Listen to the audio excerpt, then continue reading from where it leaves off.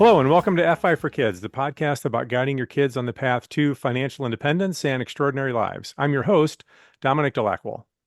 Our guests today are Spencer and Brenly Burton.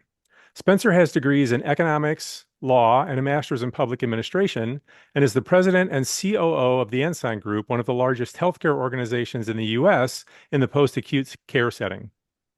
Brenly holds a degree in communications and a master's in public administration, and is on the board and management team of Humble Village, a nonprofit organization that works with children's and mothers' nutrition in Guatemala. Our conversation today, however, is about their other extremely important work, raising their 7 kids between the ages of 4 and 18. Welcome, Brenly and Spencer, and thanks for coming on the show. Thanks so much for having us. Thanks, Dom. So let's start with you just telling us a little bit about your background. So, how you guys came together, what your lives were like before, and in particular, what you learned about money when you were growing up. Sounds great. Do you want to get started? Sure. Okay.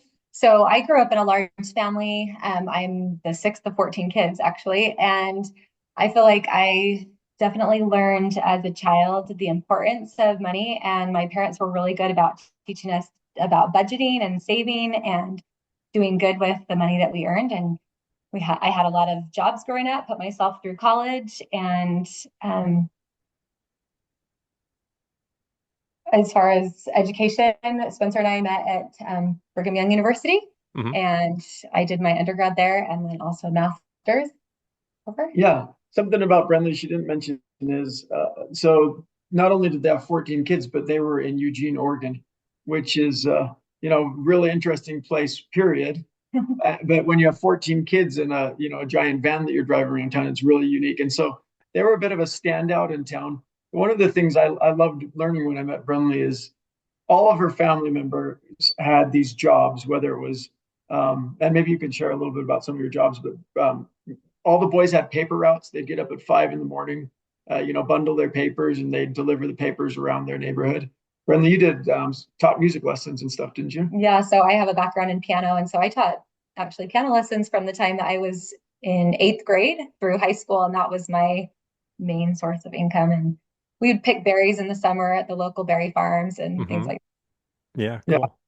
And one of the great jobs Brenly had too is she babysat a lot, which has been, really awesome that she has that, that skill because we need it. all 8 of us need it sometimes. My background was maybe a little less unique. I grew up in a small town in Utah called Huntsville, and I was one of 6 kids. I was the second, and I was the oldest boy. And my dad was an attorney, and my mom was an RN who, once we went back to, started having kids, she raised us and then went back to work later on. But as the oldest boy, I think learning to work for me was we had a small farm. It grew over time, but it was about 25 acres. And so summer was always fun because we had hay to haul and we had some of the farm things to do. Again, not heavy farm work, but enough that we learned the value of, there was easy ways to make a dollar, and then there was harder ways to make a dollar. And we were doing the harder ways in the summer with alfalfa and things. Yeah. And then the other thing that was great was we had a yard and a home that my parents built where there wasn't a yard, and it was kind of starting from scratch. So one of the things that I think was really formative for me was, while my dad's a bit of a micromanager as far as liking things done perfectly, he's a perfectionist. Really, it is a strength and can be a challenge sometimes having that perfectionism. But he, probably at great cost to himself, gave me the ability sometimes to do projects where I got to have ownership. I remember at one stage we had the irrigation canal that fed the alfalfa. It was just flood irrigation, but as we expanded our yard, the irrigation ditch went through our yard, and he gave me the chance to do the project of turning this irrigation canal into a beautiful babbling spring that went over rocks and was landscaped and went into a pond. So one summer I spent, hundreds of hours digging this out with his backhoe and then lining it with rocks and designing it. And it was really thrilling for me. And when I go back to his house, I still love seeing that stream that I was able to build. It was really hard, I had my brothers that would help me, and I got paid for some of it. But I think there is something really powerful about learning the value of taking ownership for a project that's not just, when you're being micromanaged and someone's saying, all right, clean your room, but rather getting to have a broader picture where you get to create something and, reap the rewards of your labor. Yeah, you get the satisfaction of having accomplished this thing that not only you can enjoy, but that other people, I mean, and you still go back, you're still able to enjoy it. So that's actually really cool. I'm a little envious of that. Like that makes me want to go there and see it, Spencer. I think that's great. How Well, old you were got you an when you invitation, did Tom. that? Sorry, go So ahead. I was probably mid-teens, maybe Yeah. 16 years old. So I was capable enough to drive a little backhoe and things like that, capable enough to not get hurt, which, yeah, obviously I think we've tried to apply that too, and we could tell a little bit more about that as we talk about our kids. But I think it has to be age appropriate, but stretching is not bad for kids. Yeah. It's No, I not think bad for it's I any think of us, it's honestly. sorry, go ahead. I was just saying it's not bad for any of us, right? Even us as adults. Yeah, yeah, no, I think it's actually good for us. Yeah, I think and especially for kids, I think it's really important because that's one of the ways I think that they learn, oh, I'm capable of doing more than I thought I was, right? I think there's a huge amount of value in that for sure. Yeah. Um, so before I follow up with you, Spencer, I want to back up just a second, Brenly. So I have two questions. One, since you grew up in Eugene, are you a Ducks fan? Do you follow the Ducks at all, or? A little bit. My dad and brothers for sure are, and here and there I follow as well. Yeah, yeah. No, my wife went to the U of O. She's from Oh, Oregon, is that so right? she's a Ducks fan. Oh, that's She's great. a former Duck. So, um, and the other question was, so you talked about learning about saving and budgeting and stuff from your parents. Was that Mhm. something that they specifically made a point to teach you kids, or was it something that you just picked up on from observation, or a little bit of both? Well, for sure, my parents were good examples of it, but my dad's an accountant and he was very precise and really thought it was important to teach us those skills. And so we had charts that we'd go over every Sunday with them. Oh, And it wow, great. had like our earnings, and then it had how much we were supposed to save and how much we were supposed to share, give to our tithing for our church, and then the money that we could spend and things. So, yeah, it was pretty laid out, and we were able to get excited about, you know, looking at our savings account and how that was growing, and then also being excited about how much we could spend and things like that. Yeah, yeah, cool. So Spencer, what did you learn? So you talked about the value of kind of learning to take on tasks and sort of get a little bit beyond sort of the micromanagement and the satisfaction of a larger project and creating something. What did you learn about money when you were growing up? And what, again, it's kind of like with Brenly, was it something that was talked about in your house, or was it more observational? That's a great question. But I think it was a little of both. We didn't talk a lot about money in my family. Brentley's family, with 14 kids and, a single income earner, that was, I imagine, pretty tight. My family, we weren't, extravagantly wealthy by any means, but we had, as I look back, we had plenty. So, there wasn't a lot of necessarily scarcity, but I do remember, when we go back to school shopping, we didn't have to buy our own clothes, which is something we've actually changed with our kids. But I remember our parents would give us an annual budget. So of our clothing shopping for back to school and throughout the year. So it was something that, was a couple $100 or, when I was in junior high and high school, there were these brands. You probably can relate to this, most parents, that there are these brands that were way too expensive because of the brand or the label they had on them. Hmm. And everybody wanted them and they were cool. And I remember thinking, okay, I could get like two pairs of pants for my entire budget for the year, or I could buy like six pairs of pants and a couple of shirts, if I got the more, regular brands. So I remember learning, the sacrifice there. It's not a big sacrifice, but just understanding that there were trade-offs. And you learn that when you do have a budget. Yeah, yeah. No, that's actually a really great way for you guys to learn that. Now, with your siblings, did they take that same approach, or did it vary? Yeah, not always. So I had some siblings that were more into the, high fashion. Hmm. They lived the more lavish lifestyle, and it was fine. We got to make those decisions for ourselves. But for me, I think I just learned that a lot of frivolous stuff doesn't really matter. And even though I kind of longed for those things, I think it's okay to not get everything you want. Yeah. And especially if I think if your parents that can give your kids everything that maybe they would want, I think having some restraint, at least for Brendan and me, having some restraint is something we really focus on because there's so many lessons you learn about scarcity, basic economics, Yeah. that you don't learn if you're just given everything that you want. And you may be happy in the short run, but I think you miss out in the long run. Well, and you learn that incredibly important sense of value, what not just the value of money and how to spend it and valuation, which is a somewhat different thing, right? But also it helps to start with kids, them learning, well, what do they value, right? Like you didn't value, I mean, every kid when you're at that age, some part of you like, oh, well, you want kind of the fashionable stuff. But ultimately you decided, no, I don't want it that much, right? You valued other things more. And and right, as kids or as any of us are pursuing financial independence, that ability to sort of know what it is that you value and what things in life bring you meaning and joy is essential. Because again, even as adults, the vast majority of us can't have everything. And so there are always choices that have to be made. And so knowing where you want to spend your money then helps you make the choices of, okay, you know what, I'm going to go without those things. They don't matter to me that much because I want to make sure I have enough to save so that I can invest it and make that grow for me so that I can move myself closer to financial independence. So I think, right, then there are lots of ways to try to teach that sort of stuff to kids, but any way that you're trying to get at that, I think those become really valuable and important lessons for them that are hopefully lifelong.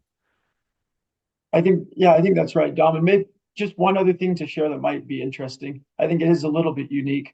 Growing up, my parents really taught, they had paid for their home with cash. They were fortunate to have an investment mature. My mom's dad passed away and he passed on some money to them. So they were able to, buy a house without taking a loan, which I know is really unique back then and certainly Hmm. today with the housing prices where they are. But they really instilled in us uh, that you just don't go into debt. And I know that's not possible for everyone, but it was something really unique they gave us. So when we were making college decisions later on, that was just ingrained in us the idea that you got to get a scholarship, you got to work a job part time, and you got to really manage your spending. And even in grad school. So we learned that if you want to stay out of debt when you're in college, first of all, you choose a reasonably priced institution, get a Mm-hmm. scholarship if you can, and then probably work a job and work a summer job. And Yeah. while that doesn't give you entire freedom, we still had fun in college. But that was something that I always carried with me and something that maybe I probably feel most grateful and proud of is that Brenly and I, when we got married, we were able to, we were later, we were both in grad school, but we were able to start our marriage out with no debt Yeah, and that's great. and continue with no debt through our time. We rented a long time, which maybe wasn't a smart thing. A lot of people wisely start building equity, but we were moving all around with my job, Hmm. and so we rented longer than probably most would until we had enough cash that we could buy a small house, and then from there we've always had money working on our side instead of debt working against us. And Yeah. so again, it's unique, but it's been a huge blessing. Parents taught us that. Yeah. No, that's fantastic. So let's move on then to your kids and what has been your approach to teaching them about managing their money and then investing in any way if you've had any conversations with them about that? And also, and this frequently comes up, and this kind of is what I was getting at with one of the questions with you, Spencer. So, because it seems like just as kids have personalities that vary in all sorts of different ways, that also seems to vary with how they their relationship with money. So, just be curious to sort of hear whatever comes to mind as you're talking about what you're doing with them, just how their reactions have been just based on the different personalities that you've got in the house. Yeah, absolutely. That's very evident with our children. We've seen that the variety of desire to save, to spend, right?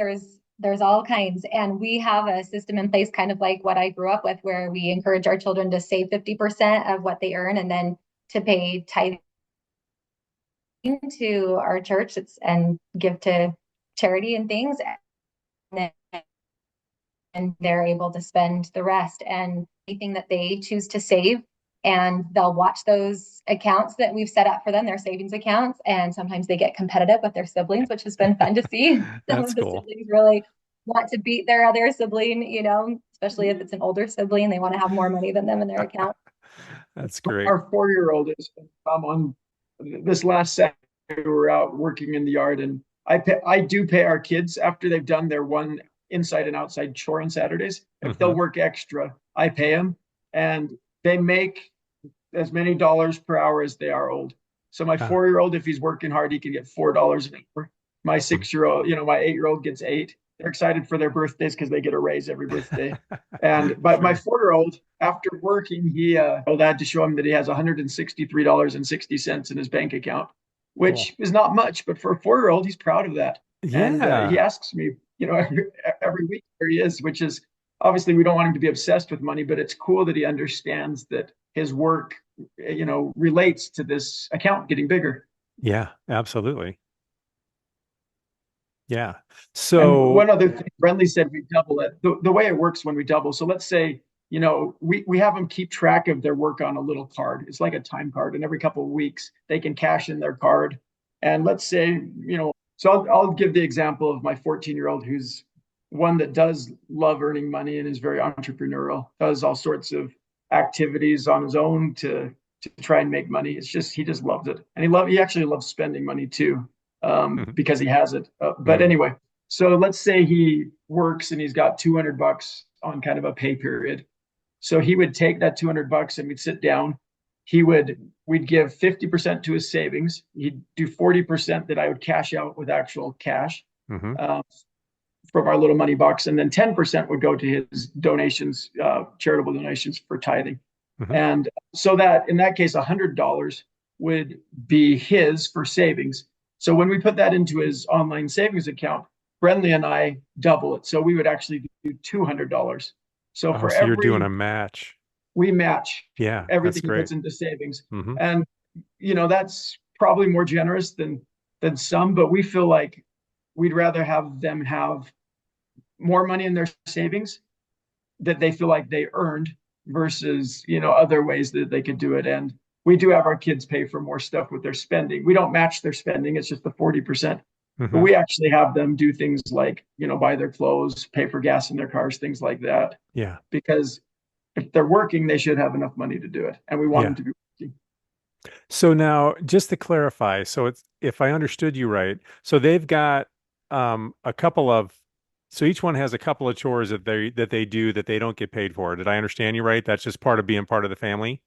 Absolutely. Yeah. They have, chores every day. And then Saturdays are kind of the day where we do a lot of work around the house. So they Hmm. have to do a job inside and then a job outside that takes them, Okay. quite a while. And then anything beyond that they want to do extra, they can earn money for. Okay. Okay. Yeah. Great. Okay. Cool.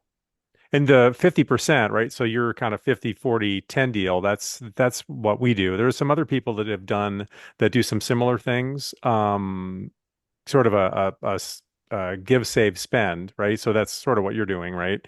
But I love and that's what we do, right? With the 50% that has to go into savings, because it's just creating that habit is our hope, right? Early on, that if you get used to living on 50% of what you make, that lets you set that other part aside. And like I said before, then as you get older, right, you can start to invest that and then really sort of watch that grow, take advantage of compound interest, all that sort of thing. And that's how you can, you know, if you achieve financial independence much sooner than a traditional retirement age, which doesn't mean you have to retire. If you love your job and you want to keep working, you can. If it's that you want to keep doing things, but you want to maybe move in a different direction that maybe doesn't pay as well, but then you have that opportunity. The whole point is if you can get to that point at a younger age, it just opens up a world of possibilities for you. So, but you've got to have that high savings rate so then you can invest that to make that grow. So that's great that you've started that habit with them. I love that.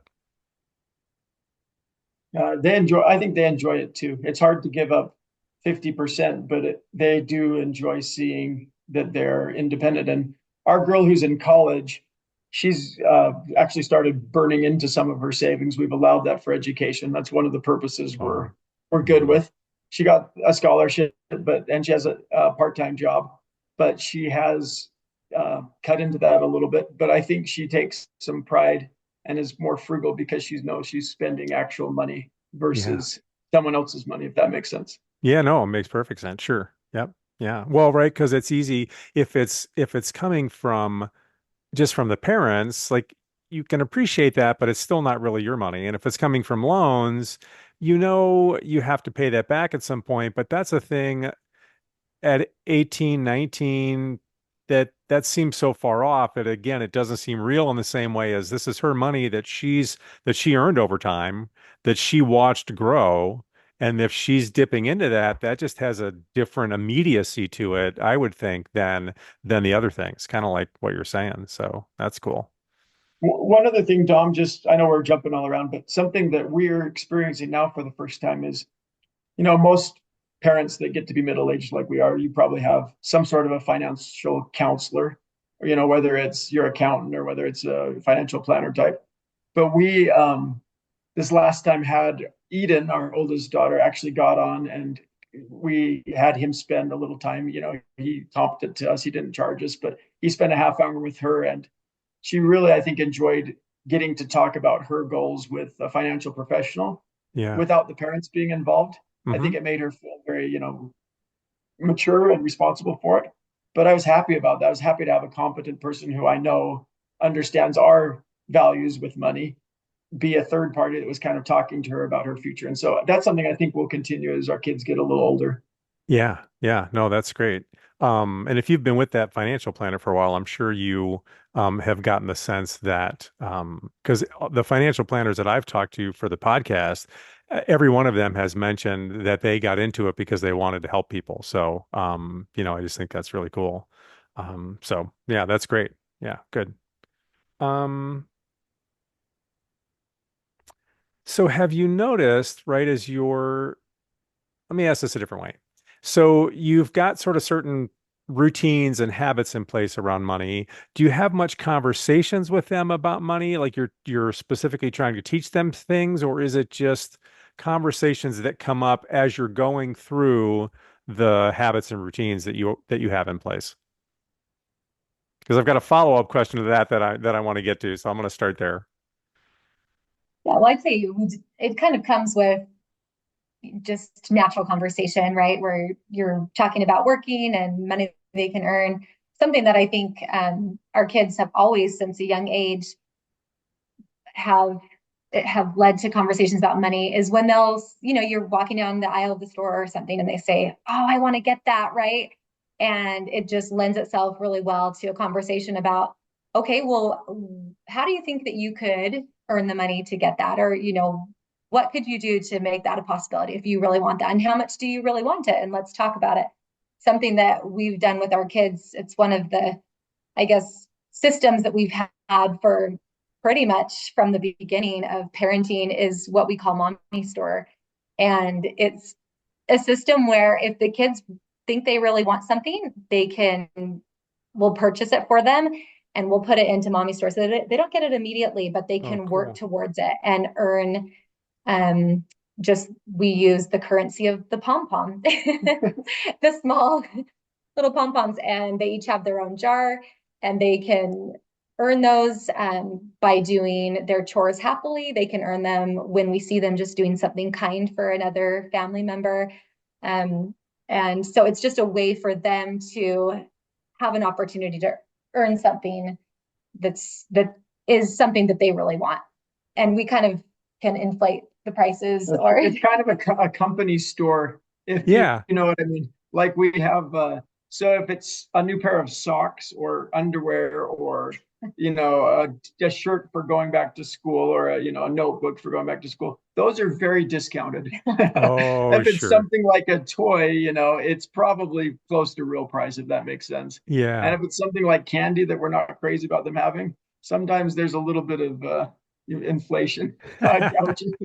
Yeah, But sure. that was more when we had younger kids that we did that. But we still have some younger kids, and they still like that. Yeah, yeah. No, I think, well, I love that concept. That's so cool because you're teaching them so many things. You're teaching them delayed gratification, right? You're teaching them the value of money, right? There's also some valuation of, well, how much does this, is this worth or is it not? And do I want to spend this, right? They've got to work to get it. And also, right, you're teaching them just some critical thinking, right? If they're in the store and you want this and you're like, you're not solving the problem, but you're like, well, okay, let's think about that. Like, how might you get that? Like, there's so many things that you've wrapped into one sort of simple thing that every kid does with every parent when you're walking through the store. That's really awesome. So kudos to you, guy. That's a great strategy. So very cool. Pretty well. It's great, and yeah, I can use my pom poms in mommy's store and get things done. Nice. Um, so as you're talking with your kids or teaching them different lessons about money, have you noticed any lessons that you're trying to get across to them that don't seem to be sticking, that maybe later you see signs that they're starting to take root?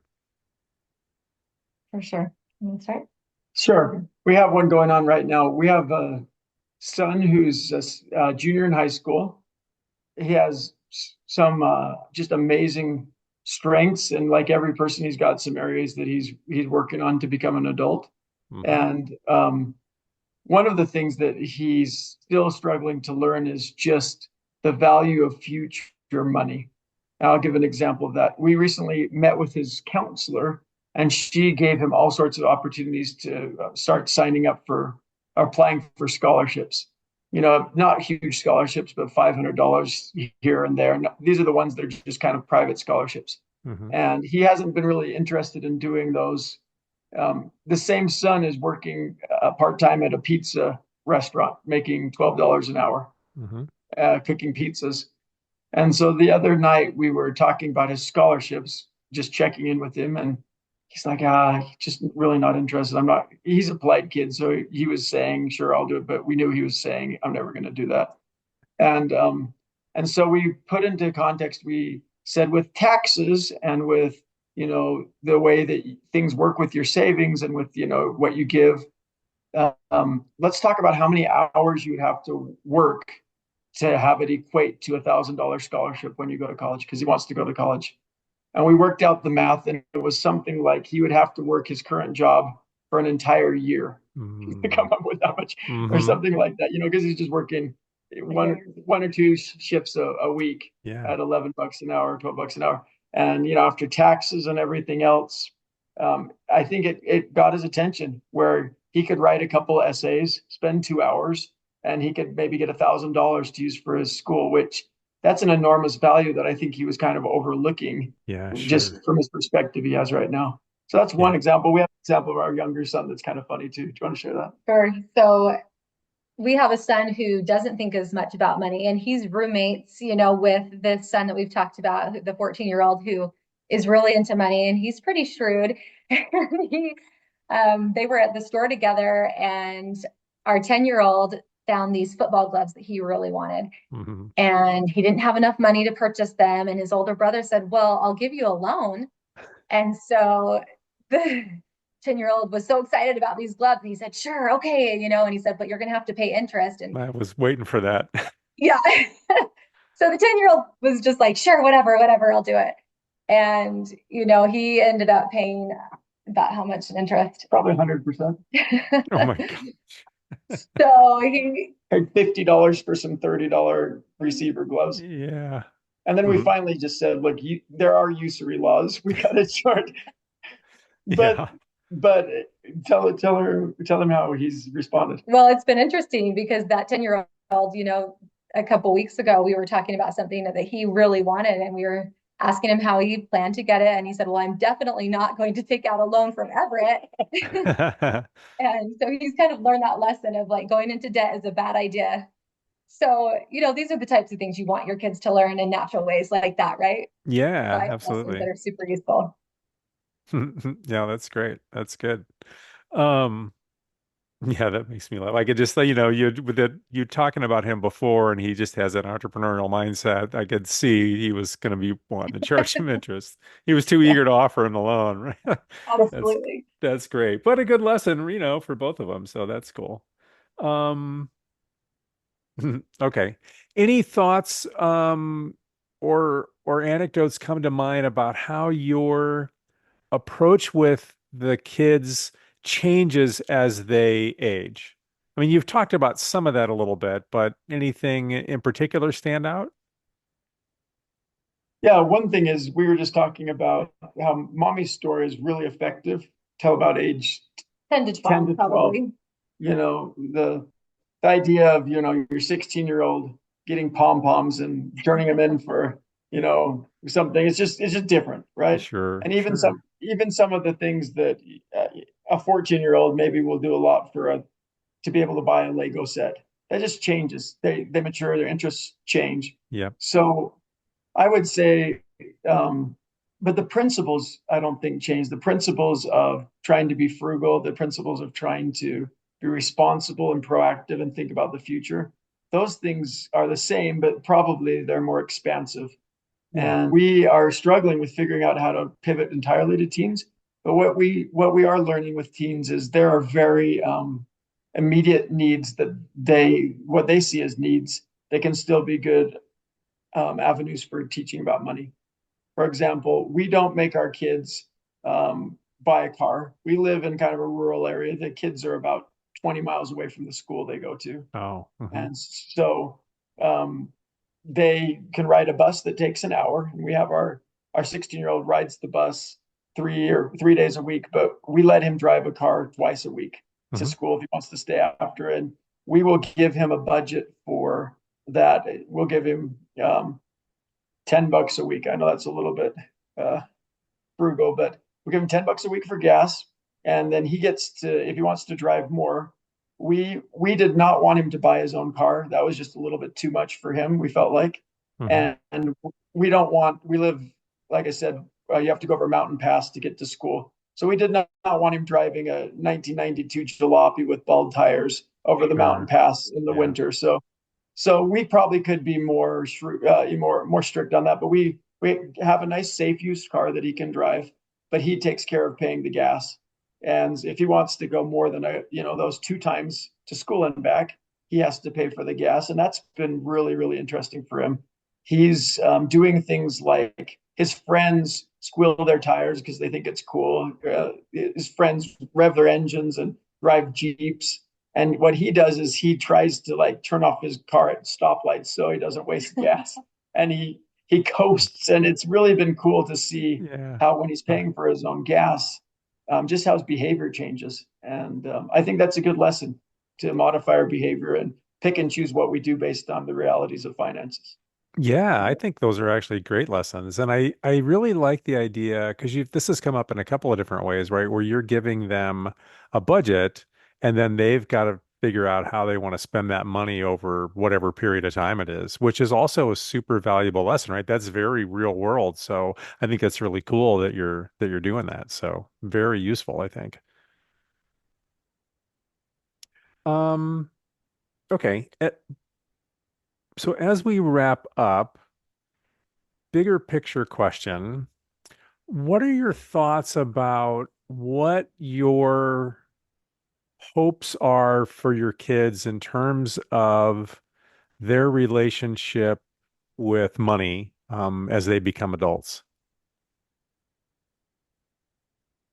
Yeah, one thing I would just say is that kind of as a parenting philosophy in general, we really feel strongly that we don't want our kids to feel entitled, and I think, like we've talked about a little bit, it's easy when for example, with me, I think having grown up in a situation where I didn't have a lot of extra income, now that I could give my kids what they, whatever they wanted, basically.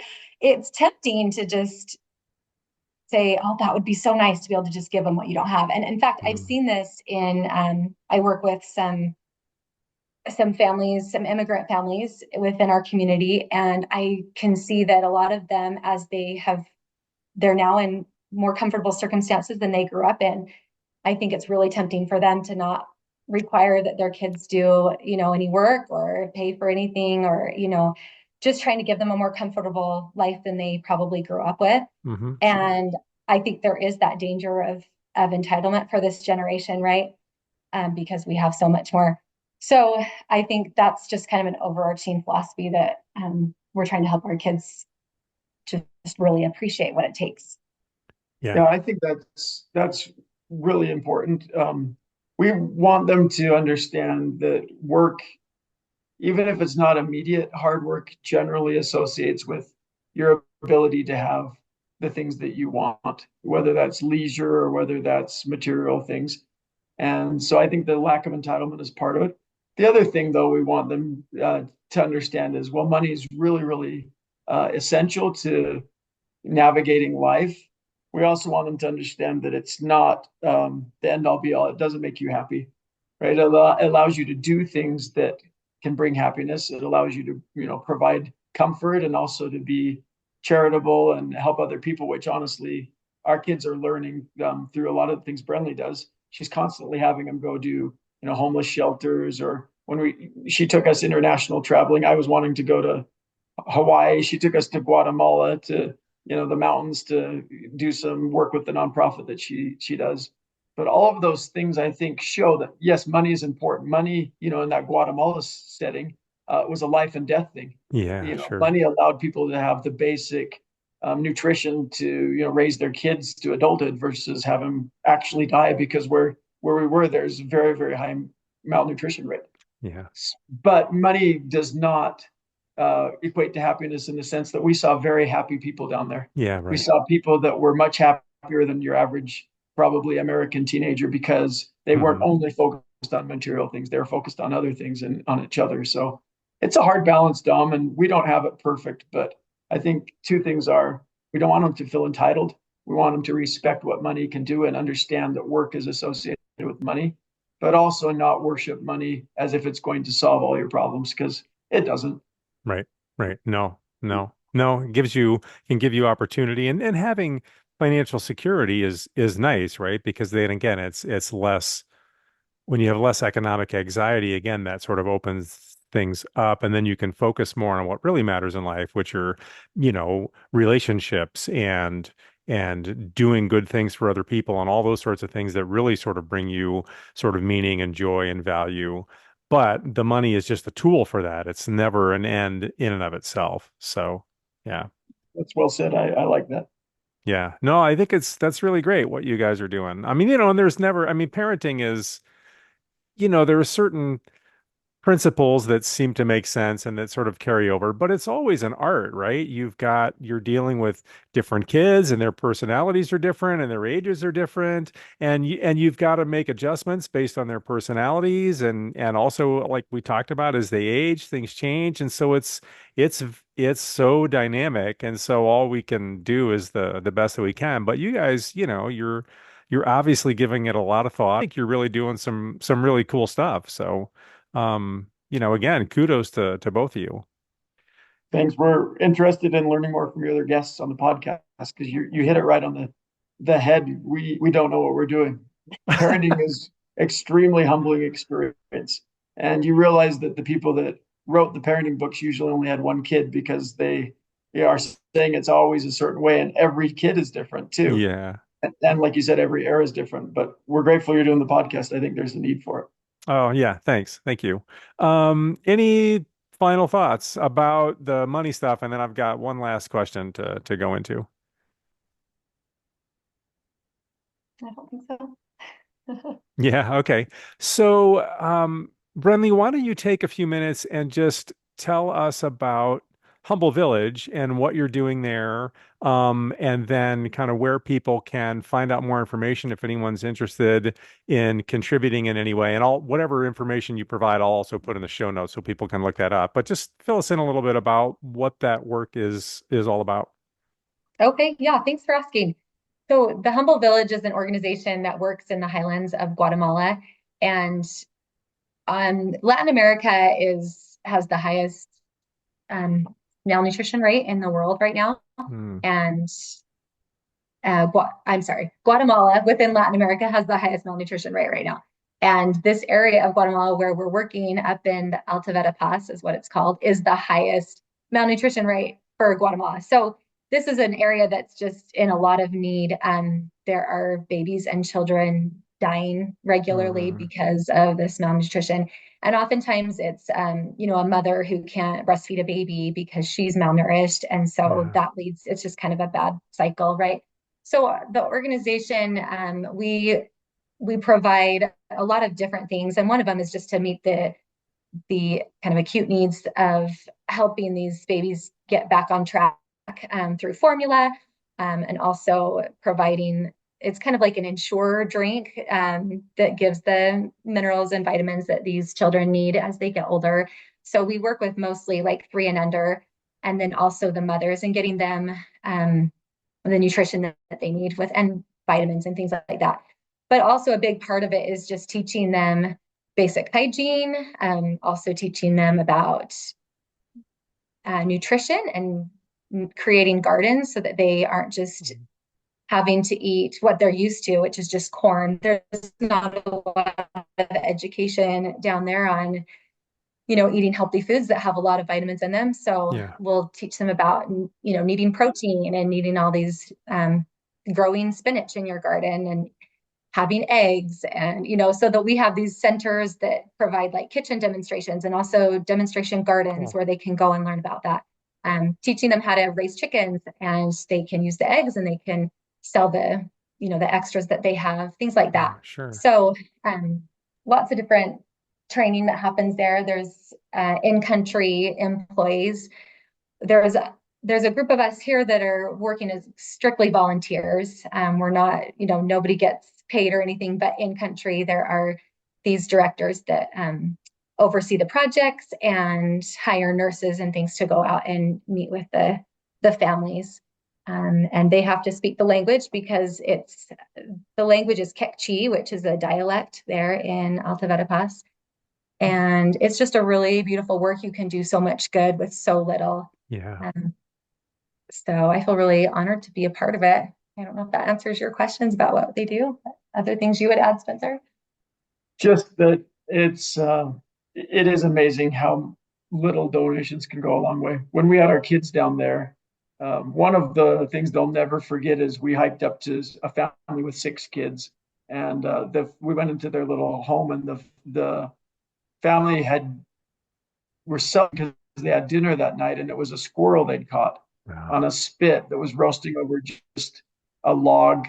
Uh, and this organization, they're not going to change the entire world, but they'll do things like even help the the mother of the family. There's a lot of single mothers know how to build a fireplace where the smoke doesn't fill their hut, and it Oh, actually has a sure. chimney, and Yeah. where they can make a soup out of things that are going to feed their family. And it's so remarkable how blessed we are, and it's really fantastic to have an organization like Humble Village that that your money is going to the end, because you always wonder. I wonder as I'm donating. I think there's so many great causes, but there's a lot that have really high overhead, and you worry about that.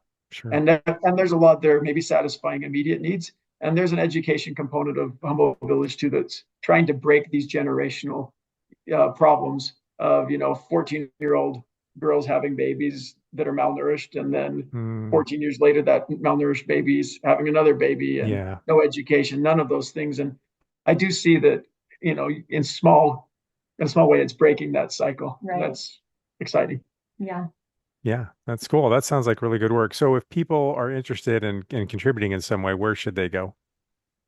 So the website is thehumble villageproject.org. And so they can go there and learn more about the work and see pictures of these families that we're helping. And you can also donate there. Okay, great. Thank you very much. And thank you both so much for coming on the show and opening up and just sort of talking about your kids and your background and everything. So, and again, I think you're doing some really cool things. So, thank you. Thanks, Tom. Thanks for what you're Great doing. to think about these things a little more deeply. So we appreciate you. Thank you for listening to this episode of the FI for Kids podcast. Please tell a few others about the show, and if you haven't already, please subscribe at Apple Podcasts, Spotify, our YouTube channel, or wherever you get your pods. If you have questions or comments, I'd love to hear from you. My email is dominic@fiforkids.com. That's DOMINIC@FIforkids, all one word, .com. You can also follow and connect on most social media platforms. Our intro music is courtesy of Douglas Cameron, and our exit music is provided by the Zoo Human Project, including our holiday theme tunes for the next few weeks. Please check out the musical friends of the pod at Spotify. Thanks again, and we'll talk next week. City side